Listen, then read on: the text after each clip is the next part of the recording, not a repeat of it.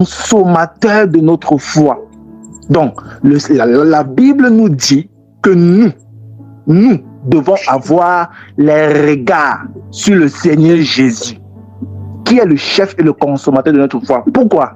Parce qu'une fois que tu as les regards sur Jésus, chaque fois que tu as les regards sur Jésus, Jésus s'installe dans ton cœur. Jésus s'installe dans ton cœur.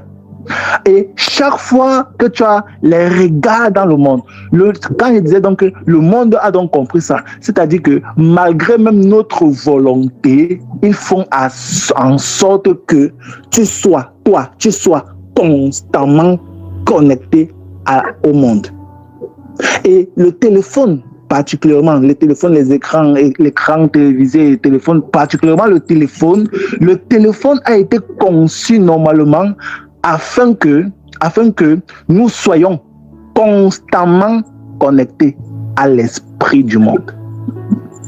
Voilà Internet, voilà, c'est ça. Pour que nous soyons constamment connectés à l'esprit du monde.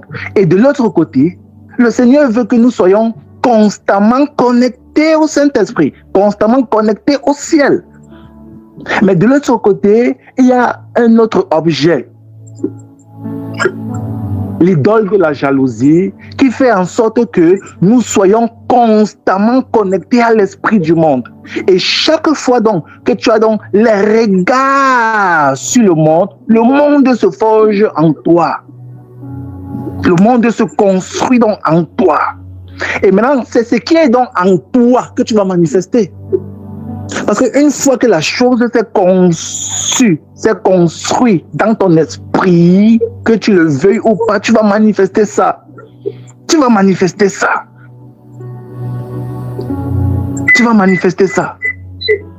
Alors, dans le livre de Luc, chapitre 21, dans Luc chapitre 21, on nous fait comprendre que on ne doit pas être apaisanti par les excès de manger, du boire, par les excès d'image, par les soucis du monde, par les inquiétudes, par le standard de la vie. Ouais, vous voyez toutes ces choses-là. Donc, chaque fois que ce sur quoi on porte les regards, la chose se construit donc dans notre esprit. La chose se construit donc dans notre esprit. Voilà pourquoi le Seigneur Jésus, la parole, la prière doit être notre passe-temps favori. Voilà pourquoi il faut déconstruire les choses qui ont été construites en nous, sans notre consentement. Voilà pourquoi l'apôtre Paul va dire dans Romains chapitre 12, verset 2, que ne vous conformez pas au siècle présent, à la pensée de ce siècle, à la pensée de ce siècle-ci.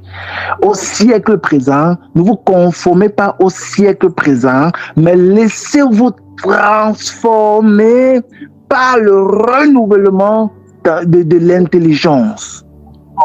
Le renouvellement de l'intelligence. Le renouvellement de l'intelligence.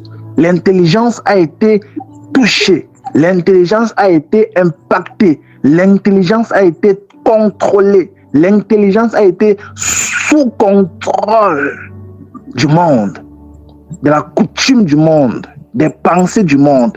Et maintenant, ces choses-là donc sont en nous. Et comme c'est en toi, tu vas manifester ça. Alors, comme mon bien-aimé frère, comme tu disais que on doit manifester, c'est-à-dire que on doit vivre ce que nous prêchons. Là, donc, il faut qu'on fasse un pas en arrière en disant d'abord que qu'est-ce qui est d'abord en toi? Parce que il faut dire que s'il faut faire, c'est-à-dire que il faut s'accoutumer à une certaine idéologie, ça devient la religion. Oh, mais maintenant, le problème, c'est ceci, c'est que la chose qui est en toi, Imaginons que le monde a construit des choses en toi. Le monde a construit ses pensées en toi. Au point où, et ces pensées même en fait, généralement c'est même pas, c'est pas mauvaise. C'est-à-dire selon le monde. Ce sont des pensées normales. Mais la Bible déclare qu'on a été ennemi de Dieu par ces pensées-là. Donc, tu es ennemi du Dieu créateur par une certaine façon de penser qui semble même être, je vais dire, bonne, qui semble même être, ne pas être méchante. Mais on dit que tu es ennemi de Dieu. Alors, si ces choses-là sont en toi, et c'est aujourd'hui, on voit dans la religion partout, on voit dans la religion. Pourquoi? Parce que ces choses-là sont en eux, mais maintenant, ils essaient donc de se conformer selon le système dans lequel ils appartiennent. Et c'est donc ça la religion. Or maintenant, il faut, tu vois, vous voyez maintenant pourquoi le Saint-Esprit, voilà donc pourquoi le Saint-Esprit révèle ces choses-ci, afin qu'on déconstruise ces choses-ci en nous. On déconstruise ces choses-ci en nous. On déconstruise ces choses-ci en nous. En nous.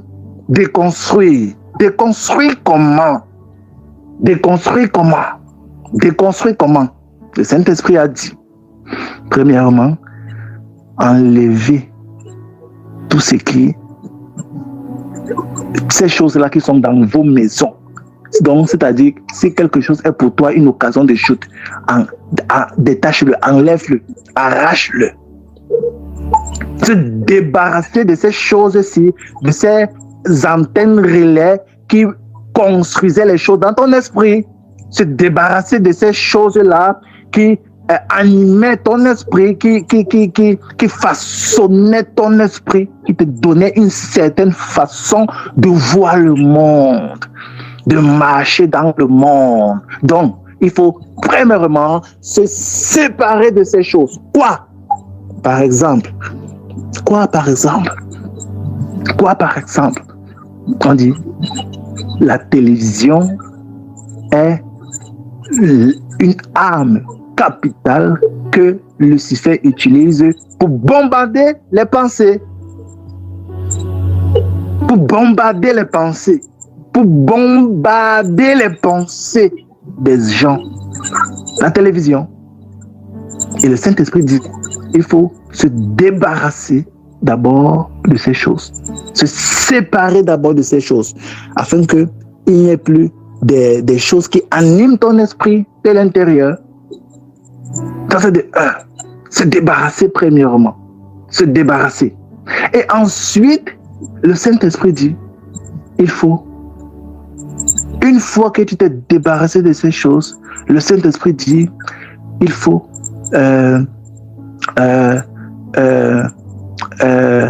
énumérer, c'est-à-dire, tu vas dans ton intimité, tu énumères les choses que toi-même, tu es conscient que c'est en toi et ça ne devrait pas être là. Toi-même, tu es conscient, c'est-à-dire une fois d'avoir bloqué ces différents canaux-là, maintenant, tu pars dans l'intimité avec le Seigneur. Maintenant, toi et le Seigneur, tu énumères les choses qui sont en toi. Voilà, c'est mieux comme ça. Les choses qui sont en toi. Donc, les choses qu'on a déjà introduites en toi jusqu'à présent. Tu les énumères. Tu les énumères. Un à un. Ce que toi, tu réussis à détecter. Tu les énumères un à un. Un à un. Un à un. Une fois avoir énuméré ces choses-là, tu y vas. Tu traites ça avec le Seigneur, devant le Seigneur. Parce qu'il faut que ces choses à l'intérieur soient déconstruites. Premièrement, il faut que ça soit déconstruit. Il faut le renouvellement de l'intelligence. Il faut, et ce n'est pas quelque chose d'un jour, c'est un travail dans la persévérance, c'est un travail avec un acharnement, avec la niaque et un désir de vouloir en découdre avec ça. Alors, après avoir donc énuméré, tu traites cela avec le Saint-Esprit. Dans ton intimité. Dans ton intimité. Dans ton intimité.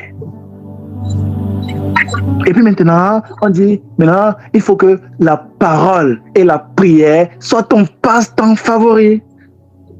Il faut que maintenant, tu laisses maintenant la parole également entre maintenant en toi. Entre maintenant en toi. C'est-à-dire comme le monde t'avait coutumier là, avait mis son image en toi. Maintenant, tu dois maintenant avoir constamment les regards sur le Seigneur Jésus, ton sauveur.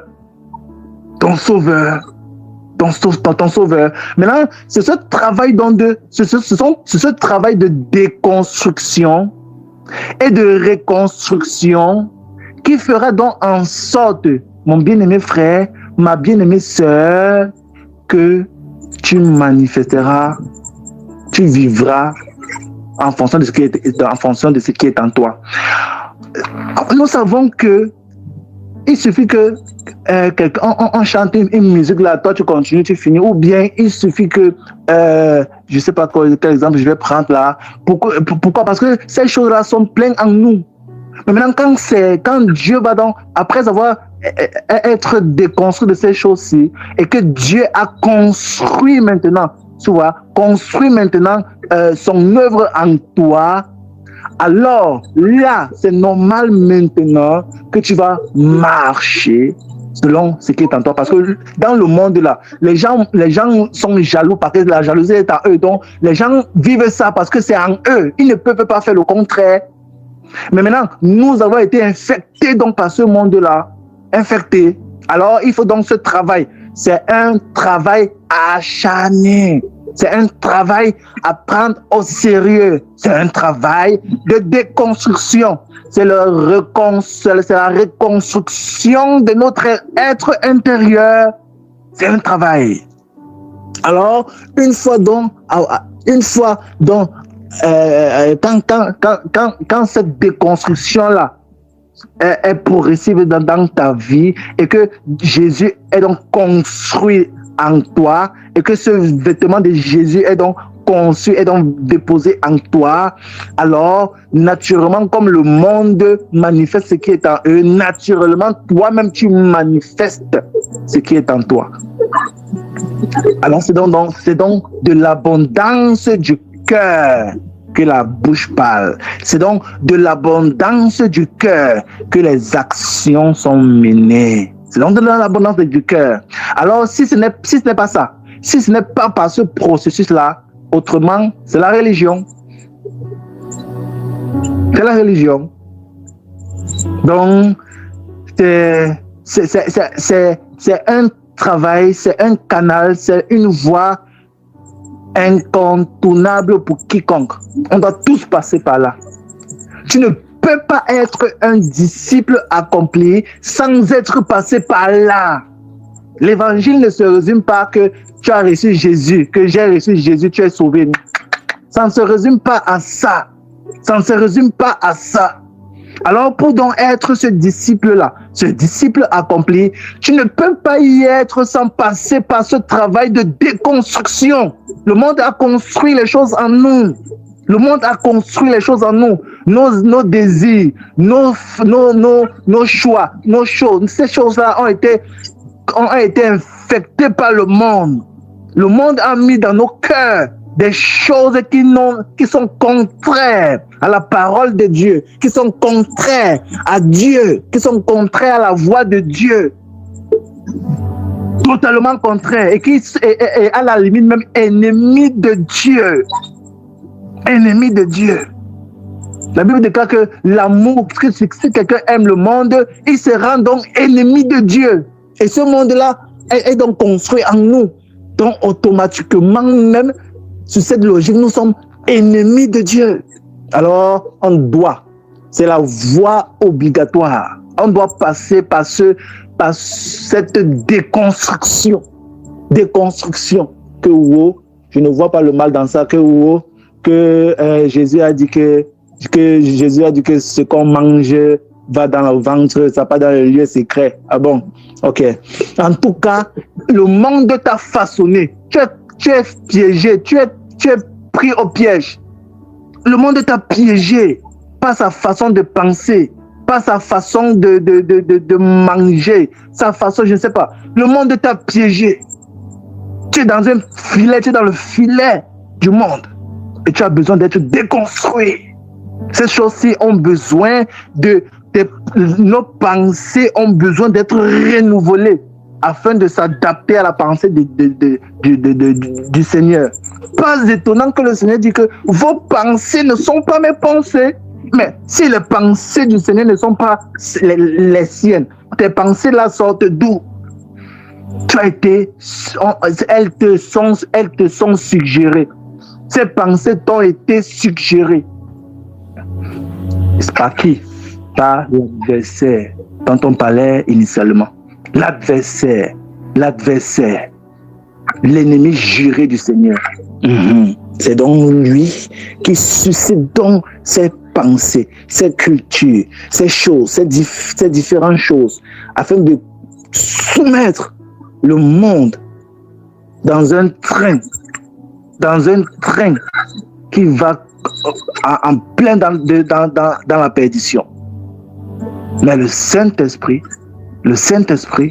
donne donc, ouvre dans les yeux avec ses enseignements, avec ceci, cela, afin que nous ne soyons plus sous la dépendance, sous la manipulation, sous le contrôle de cet ennemi, afin que nous ne soyons plus sous le contrôle de cet ennemi. Judas était sous le contrôle. Lorsque on dit quoi dans Jean chapitre 13, le verset 2, lorsque Satan avait déjà mis dans le cœur de Judas le dessein de livrer Jésus. Le dessein de livrer Jésus. Donc, ça montre par là qu'il y a donc des portes, il y a donc des choses par lesquelles Satan peut facilement s'introduire. On a vu la même chose avec Ananias, bien qu'ils étaient baptisés dans le Saint-Esprit, où Satan avait le contrôle sur son cœur. Et Pierre de dire comment as-tu laissé que Satan ait le contrôle sur ton cœur? Comment? Il faut la déconstruction. Jusqu'à ce qu'on arrive à ce que le Seigneur Jésus a dit, le prince de ce monde vient, mais il dit quoi par la suite? Mais qu'il n'a rien de ce prince-là en lui. Il n'a plus rien. Donc Jésus était complètement déconstruit. Et nous devons être déconstruits. On doit être déconstruit. Jusqu'à quel niveau tu es déconstruit, mon frère, ma soeur? Jusqu'à quel niveau? Jusqu'à quel niveau tu dois être déconstruit? Tu dois être totalement, complètement déconstruit. Tu dois être complètement, totalement déconstruit. Oui, tu ne dois rien avoir de l'ennemi en toi. Tu ne dois pas avoir des filets de l'ennemi en toi. Tu ne dois pas avoir des racines de l'ennemi en toi. Tu ne dois pas avoir ça. On ne doit pas avoir ça. On doit être déconstruit. On doit être déconstruit. Qu'est-ce que Éphésiens chapitre 4, à partir du verset 17, nous dit à nous? Vous ne devez pas vivre comme les païens qui vivent selon la vanité de leurs pensées. Vous ne devez pas vivre comme eux, comme les païens qui vivent selon la vanité de leurs pensées. Ils ont l'esprit obscurci. Ils ne connaissent pas Dieu. Ils ont l'esprit obscurci. Donc pour eux, c'est normal. Mais pour nous, c'est pas normal. On ne doit pas vivre comme ça. Jadis, nous avons vécu comme ça. Jadis, nous avons été laissés influencer par les big pharma de ce monde, par les grosses entreprises de ce monde, par les producteurs, je ne sais pas quoi, de ce monde. Jadis, on a été dans ce train-là. Oui, jadis, on a été manipulés, trompés comme des enfants. Oui, on a été manipulés ça et là. Mais la parole de Dieu vient, et la parole de Dieu vient pour nous affranchir. Et la parole, et maintenant, ça te dit que tu ne dois donc plus vivre comme tu vivais quand tu étais dans le système du monde. C'est terminé maintenant. Tu ne dois plus vivre comme les païens qui vivent selon la vanité de leurs pensées. Ils ont l'esprit obscurci.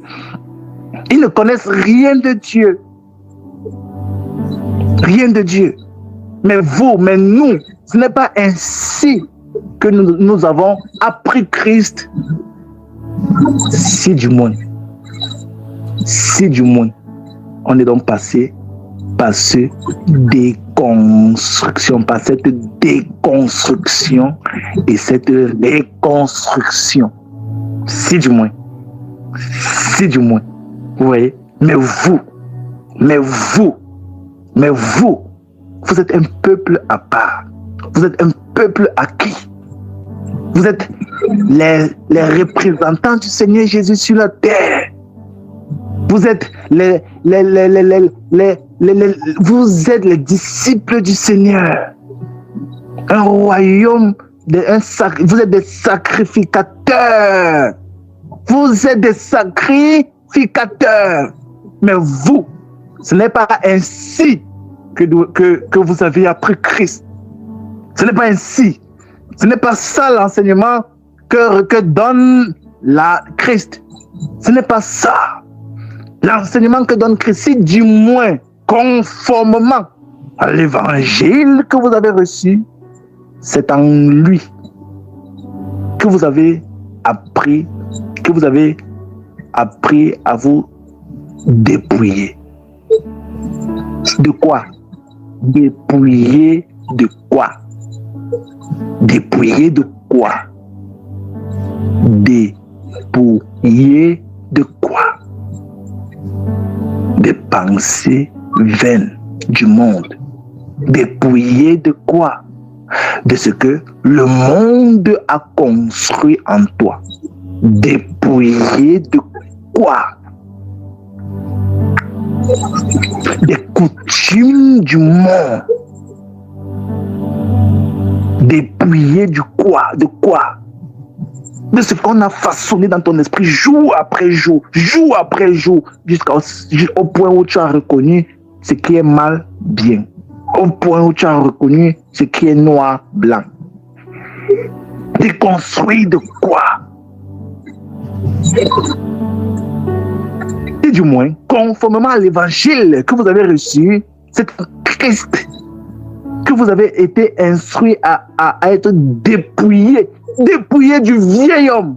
Cet vieil homme qui a été corrompu dans ce système dont Satan a le pouvoir, dont Satan a la domination, dont Satan est l'enseignant par excellence, dont Satan est l'enseignant, le spécialiste par excellence.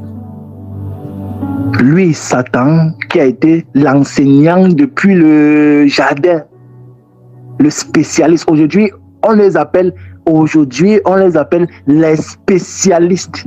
Les spécialistes. Les spécialistes. Mais les spécialistes menteurs. Les spécialistes qui se contredisent. Les spécialistes qui... Oh mon Dieu. Si du moins, conformément à l'évangile que vous avez reçu de Christ, c'est en lui que vous avez été instruit à vous dépouiller du vieil homme, à vous dépouiller du vieil homme et à revêtir l'homme nouveau, créé selon Dieu, selon sa justice, dans la vérité et ce qui va avec. Alléluia. Donc, c'est le chemin, je le sais, c'est le chemin obligatoire pour quiconque. C'est le chemin obligatoire pour quiconque. Si tu te dis disciple du Seigneur et que tu n'es pas passé par cette œuvre de déconstruction des pensées du monde, c'est que tu es encore dans le monde. Alors, on a besoin on a besoin donc de mettre en pratique les solutions que le Saint-Esprit donne, afin d'être délivré de l'emprise de celui qui a la domination sur la terre. On a besoin d'être déconstruit totalement. On a besoin que notre cœur soit totalement déconstruit et que nous puissions dire, comme le Seigneur Jésus, que le prince de ce monde vient, mais je n'ai rien de lui en moi. Alléluia. Amen, mon frère. Je te passe la parole, mon frère, mon béni. Amen. Ah, vraiment,